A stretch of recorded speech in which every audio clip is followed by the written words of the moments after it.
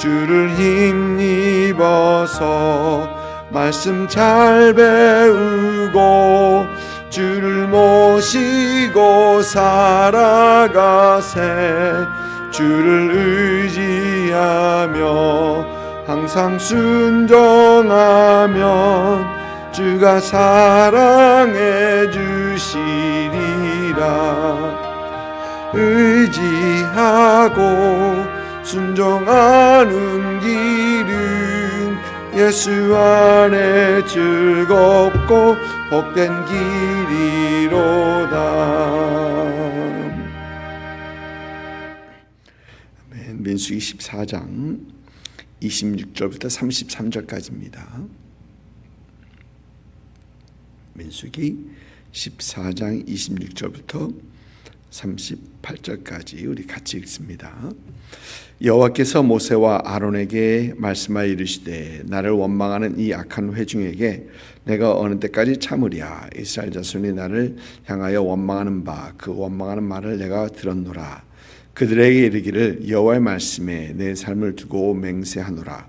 너희 말이 내 귀에 들린 대로 내가 너에게 행하리니 너희 시체가 이 광야에 엎드러질 것이라. 너희 중에서 20세 이상으로 계수된 자 곧 나를 원망한 자 전부가 여분네의 아들 갈렙과 눈의 아들 여호수아 외에는 내가 맹세해 너에게 살게 하리라 한 땅에 결탄코 들어가지 못하리라.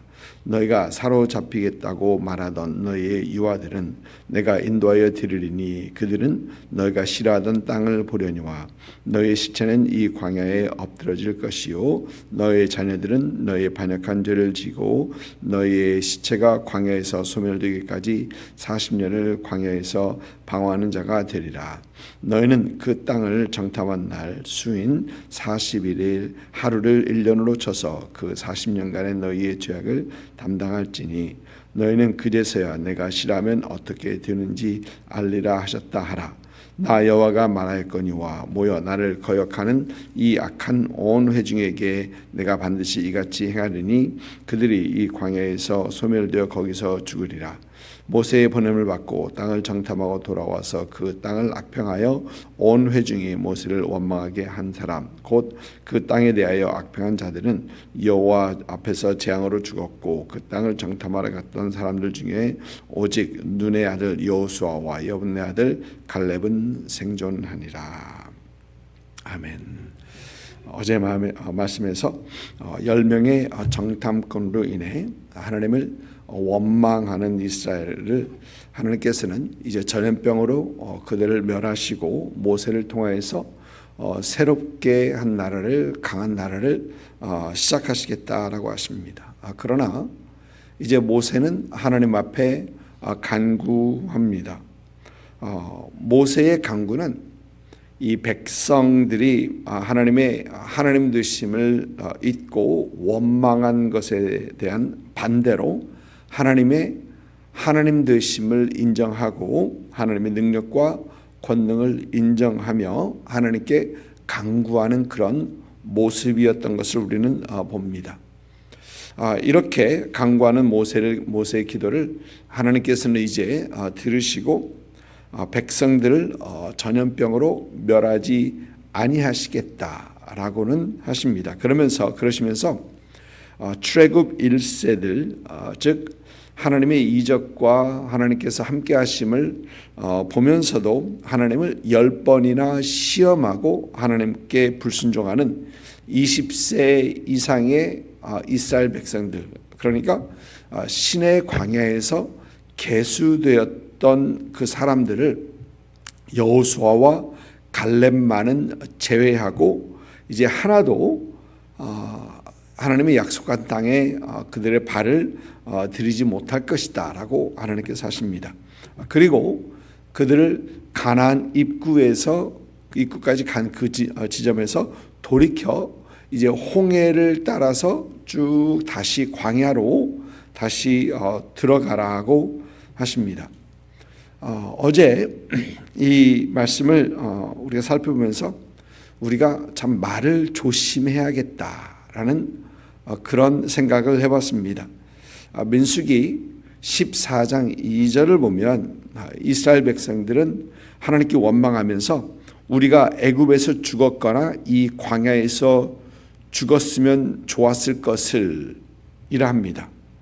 하나님께서는 너희가 원하는 대로 해주마. 너희가 원하는 대로 해주겠다라고 하십니다. 영어 표현에 be careful what you wish for 라는 그런 말이 있죠. 네가 원하는 걸 조심해. 네가 뭘 원한다고 하기 전에 생각하고 하라는 얘기입니다. Be careful what you wish for. 어떤 사람들은 깊이 생각해 보지 않고 상황에 따라 그냥 말을 던질 때가 내뱉을 때가 있습니다. 마태복음 27장을 보면은 예수님께서 빌라도 법정 앞에 계십니다. 빌라도는 예수님을 놓아주려 하다가 유대인들의 그 압박을 이기지 못하고 물을 가져다가 무리 앞에서 손을 씻으면서 이 사람의 피에 대해서는 나는 무죄하니 너희가 당하라. 사실 물을 갖다 놓고 손을 씻고 또 그런 말을 한다고 해서 빌라도의 죄가 없는 건 아닙니다. 그런데 너희가 당하라, 너희가 이 죄를 당하라라고 하자 유대인들은 이 빌라도에게 깜짝 놀랄 만한 그런 말을 하죠. 어떻게 저런 말을 할 수 있을까라고 할 만한 그런 말을 합니다. 그 말은 그 피를 우리와 우리 자손들에게 돌려라. 우리와 우리 자손들에게 돌리라라고 합니다. 아니 아무리 예수님이 싫고 예수님을 미워한다고 해도 어떻게 피를 우리는 모르겠는데 우리 자손들에게 돌려라라고 할 수 있을까라는 그런 생각을 해보게 됩니다. 그리고 많은 학자들은 예루살렘이 70년 AD에 디도 장군에 의해서 멸망당하고 그 다음에 유대인들이 역사적으로 수없이 그 많은 박해를 받은 이유가 바로 이 때문이다라는 말하는 그런 학자들도 있습니다. 여기서 우리가 생각해 볼 수 있는 것은 우리는 마음이 상할 때 우리가 삶을 살아가다 보면은 마음이 상할 때가 분명히 있습니다. 그런데 마음이 상할 때 앞뒤를 안 가리고 마음에 없는 그리고 또 비이성적인 그 말을 하는 것 조심해야 되겠다. 조심해야 된다라는 것입니다.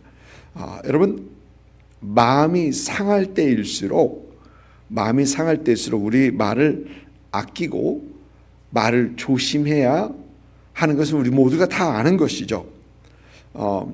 어떤 사람들은 부부 싸움을 하면서 지금 당장 쇼부를 보려 합니다. 한 사람이 밖으로 가려 하면은 가긴 어디가 지금 당장 끝을 봐야지라고 하면서 지금 당장 해결을 보려고 하는 그러나 여러분 우리가 잘 아는 것처럼 흥분해 있을 때 끝장을 보면 그 결과가 좋지 않죠. 결국 그 골이 깊어지고 그 사이가 더 갈라질 수밖에 없는 것입니다. 마음을 안정시키기 위해 또 상황을 진정시키기 위해 얼마만큼의 시간을 두고 대화를 하는 것이 훨씬 낫다라고 합니다. 어느 노 부부가 한 60년 넘게 같이 결혼 생활을 했어요. 그래서 어느 분이 두 분한테 물었다고 합니다. 어떻게 이렇게 오랜 시간 결혼 생활을 할 수 있었습니까? 라고 하자 그들은 젊었을 때부터 말다툼을 하게 되면은 둘 다 타임아웃을 가지고 산책을 하기로 했다. 덕분에 건강하게 오래 살았다라는 얘기입니다. 예, 항상 이렇게 시간을 가지고 그 다음에 모든 상황이 좀 진정이 된 후에 그 다음에 대화로 풀어가는 것이 훨씬 낫다라는 것입니다. 오늘 말씀 보니까 어제 말씀과 비슷합니다. 어제 말씀이 하나님을 반역하는 이스라엘에게 징벌을 내리지 않겠다라는 것에 초점을 맞췄다면, 오늘 말씀은 이스라엘이 하나님을 반역한 것에 대한 이 처벌의 시행에 대해서 조금 더 초점을 맞추고 있습니다. 어제 말씀 보니까 18절, 하나님께서는 인자가 많아 죄악과 허물을 사하시나 형벌을 받을 자는 결단코 사하지 아니하시고 아버지의 죄악을 자식에게 갚아 3대까지 이르게 하리라 하셨다 합니다.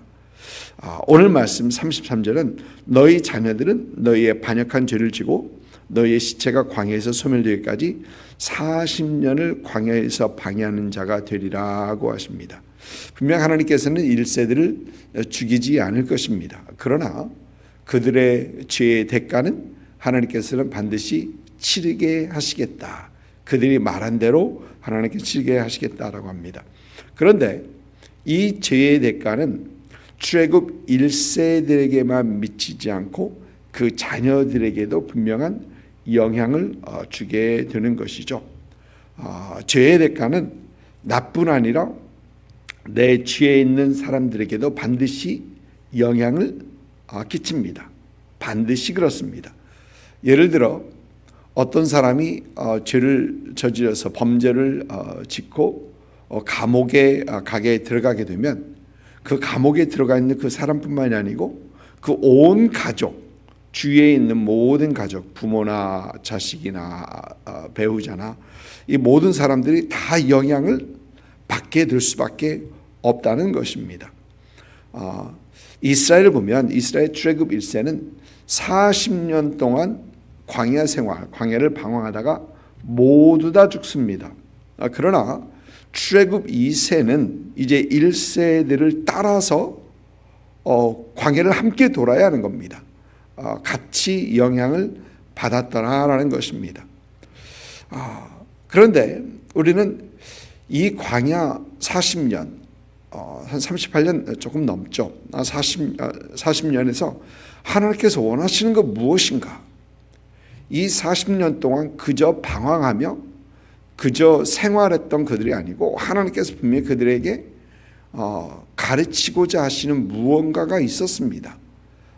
무엇일까를 생각해 보면 첫째, 광야 생활 40년은 죄의 중함을, 죄의 대가를 알게 하시는 것, 하나님을 배역하고 하나님을 반역하는 죄가 얼마나 무거운지를 알게 하시는 것입니다.